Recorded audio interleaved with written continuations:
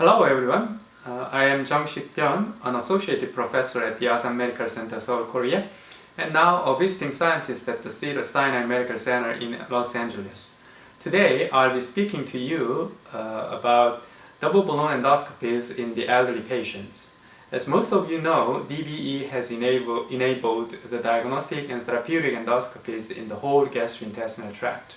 However, its application to the elderly patients is still a matter of concern because of the relative invasiveness associated with the deep small bowel insertion and long procedure time.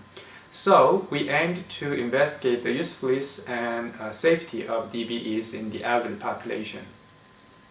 We retrospectively reviewed medical records of patients 75 years or older who underwent DBEs at the Cedars-Sinai Medical Center.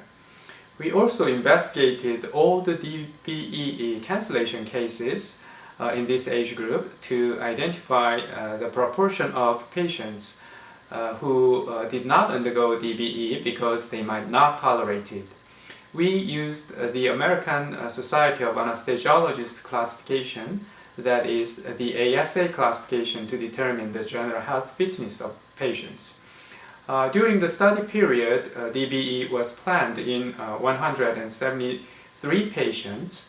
Of these, DBE was cancelled only in 4 patients because of poor medical conditions, and in another 2 patients because of inadequate indications. Therefore, 214 DBEs were performed in 167 patients. The male to female ratio was 87 to 80, with the average age of 80 years. And 22 patients were over 85 years old. Comorbidity of significant chronic diseases such as ischemic heart disease or chronic obstructive pulmonary disease was noted in 97%. The ASA class was 2 in 24%, 3 in 71%, and 4 in 6% of DBEs.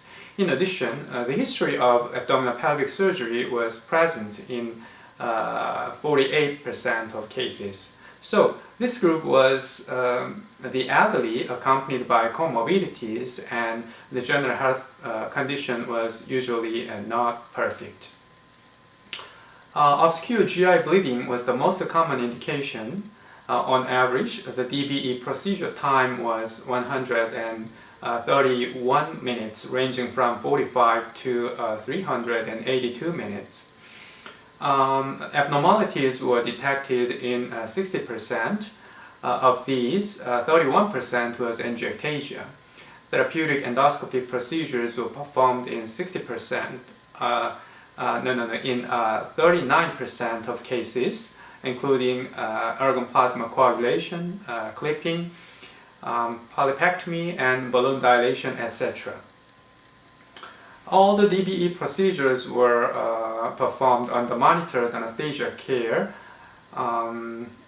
using intravenous propofol administration by anesthesiologists. Pancreatitis developed after 3 DBEs at a point of 1.4, at a rate of 1.4%.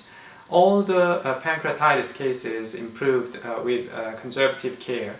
Transient hypoxia occurred also in 3 DBEs, which subsided with mechanical ventilation. 1 patient suffered from aspiration pneumonia after a retrograde DBE and recovered with antibiotics.